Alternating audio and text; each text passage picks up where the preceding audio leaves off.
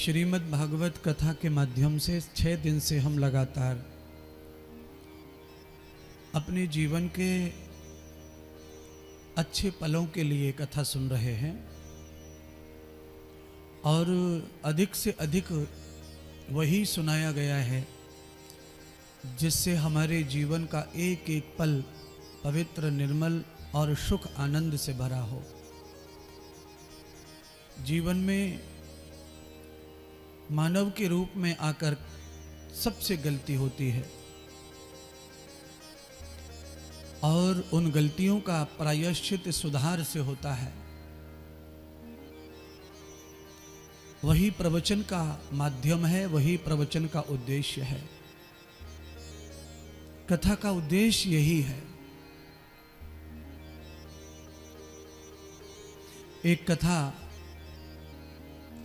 मैंने पढ़ी विवेकानंद जी की।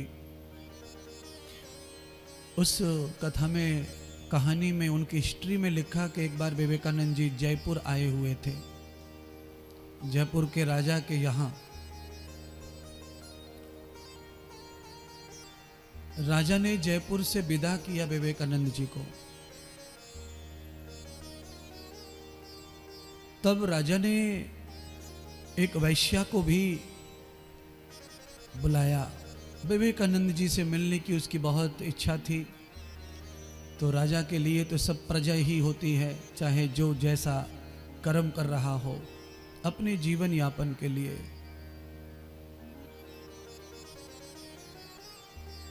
वैश्या का दिल था कि वो विवेकानंद को देखे।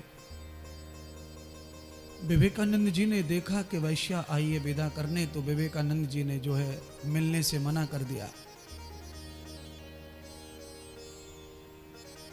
कि मैं जो है इतना छोटा नहीं हूं कि मुझे एक वैश्या से मुख दर्शन करना पड़े।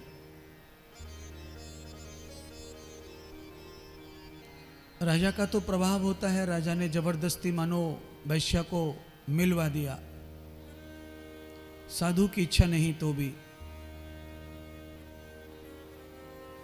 तो वैश्या ने कहा, महात्मन, मैंने ये सुना है कि एक जो लोहा है वो मंदिर में भी लोहे का कुछ न कुछ काम होता है, तो लोहा वहां भी लगता है। और एक लोहा ऐसा है जिससे हथियार के रूप में बनता है, वो कसाई की दुकान पर रहता है।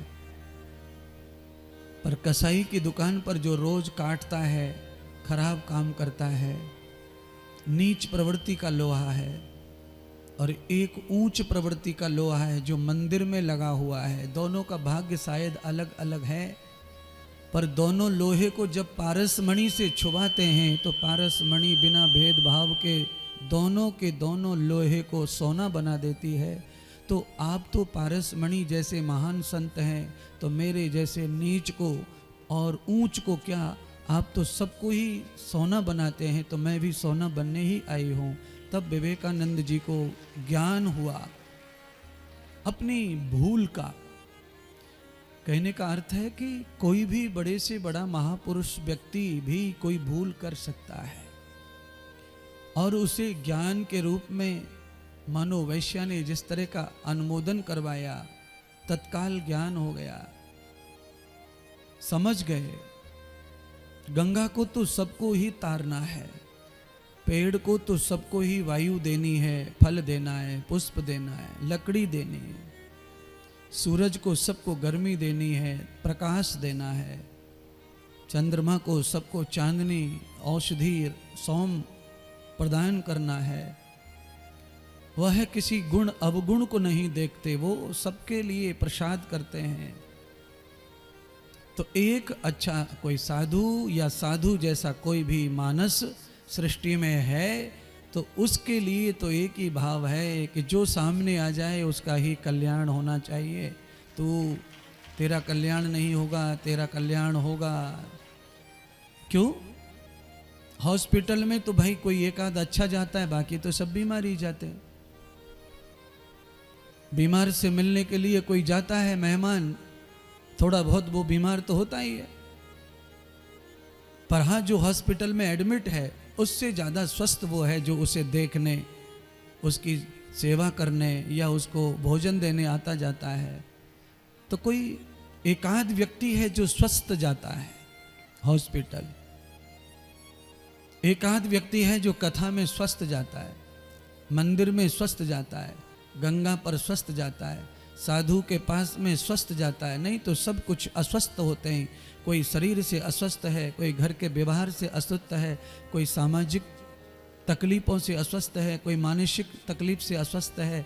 तो सब कोई न कोई छोटी मोटी बीमारी लेके ही हाजिर होते हैं। तो कथा का, साधु का और एक अच्छे व्यक्ति का धर्म है कि वहाँ कोई आए बिना पक्षपात के उसका सहज कल्याण करे।